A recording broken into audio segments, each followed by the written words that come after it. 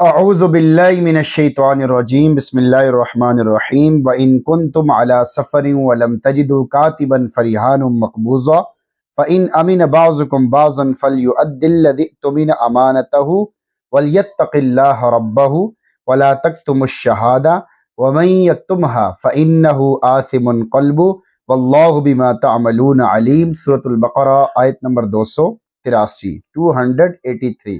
سفر میں قرض لینے کے احکام۔ وَإِن كُنتُمْ عَلَى سَفَرٍ، اور اگر تم سفر پر ہو، وَلَمْ تَجِدُوا كَاتِبًا، اور تمہیں کوئی لکھنے والا نہ ملے، فَرِحَانٌ مَقْبُوضًا، تو رہن قبضے میں رکھ لیے جائیں، یعنی اپنے حق کو وصول کرنے کے لیے قرض لینے والے سے رہن رکھ لو۔ لغت میں رہن کا معنی ہے کسی چیز کو روک لینا۔ شریعت کی اصطلاح میں رہن ایسی چیز کو کہتے ہیں جس کو کوئی شخص اپنے حق کے بدلے میں جائز طور پر روک لے تاکہ اس سے اپنا حق وصول کر سکے۔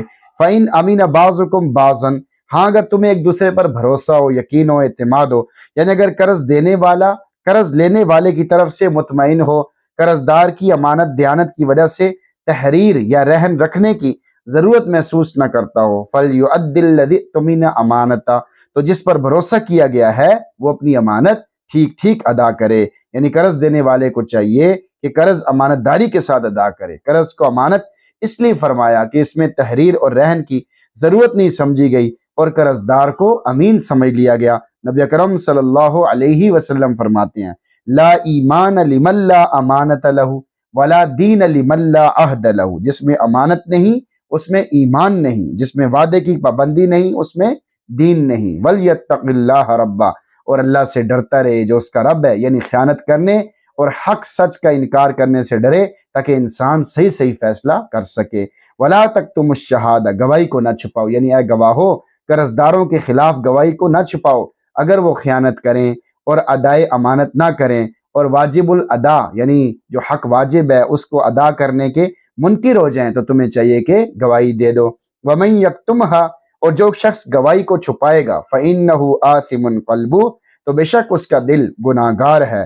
واللہ بما تعملون علیم، اور جو کچھ تم کرتے ہو اللہ اچھی طرح جانتا ہے۔ گناہ کی نسبت دل کی طرف اس لیے کی کہ چھپانا حقیقت میں دل ہی کا عمل ہے۔ اصل فاعل کی طرف فعل کی نسبت کرنے سے فعل میں شدت اور قوت پیدا ہوگی، جیسے کہتے ہیں کہ میں نے اس کو اپنی آنکھوں سے دیکھا ہے، اپنے کانوں سے سنا ہے، اپنے دل سے یاد کیا، یا دل کی طرف نسبت کرنے کی یہ وجہ ہے کہ دل تمام اعضاء کا سردار ہے، اس کے کاموں کا مرتبہ بھی سب کاموں سے بڑا ہے۔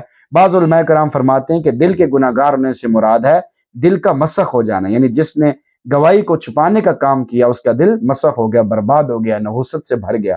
آیت کا میسج آپ کے نام۔ نمبر 1، رہن رکھنا۔ دوران سفر اگر دستاویز کی تیاری ممکن نہ ہو تو رہن رکھ کر قرض لیا جا سکتا ہے۔ نمبر 2، مقروض کو تاکید۔ اگر باہمی اعتماد کی صورت ہو تو رہن کے بغیر بھی قرض کا لین دین کیا جا سکتا ہے، البتہ اس صورت میں مقروض کو چاہیے کہ وہ قرض کی ادائیگی میں گڑبڑ نہ کرے۔ نمبر 3، یہ جائز نہیں ہے، گواہی کو چھپانا یا قرض کی ادائیگی سے انکار کر دینا یہ جائز نہیں ہے۔ نمبر 4، دل کے گناہ اور نافرمانیاں۔ جسمانی اعضاء کی طرح بعض گناہ دل سے بھی سرزد ہو جاتے ہیں۔ بڑے بڑے نیک اعمال گناہوں کا مرکز، منبع، اگنے کی جگہ حقیقت میں دل ہی ہے۔ ایمان، تقوی، خوف، خشیت، محبت، رجا، عجز و انکساری، اسی طرح کفر و شرک، نفاق، ریا، کبر، غرور، بغض، حسد، یہ سب دل ہی سے تعلق رکھتے ہیں۔ مگر افسوس یہ ہے کہ ایسے لوگ بہت کم ہیں جو دل کے گناہوں اور بیماریوں کا بھی احساس رکھتے ہیں اور ان کے علاج کی فکر کرتے ہیں۔ دل کی روحانی بیماریوں کے علاج کا طریقہ۔ دل کی بیماریوں کا علاج اللہ والوں کی صحبت اور ان کی مجالس میں شرکت ہے۔ صحابہ کرام رضی اللہ عنہم اجمعین نے نبی اکرم صلی اللہ علیہ وسلم کی بابرکت صحبت سے اپنے دل کی صفائی کرائی۔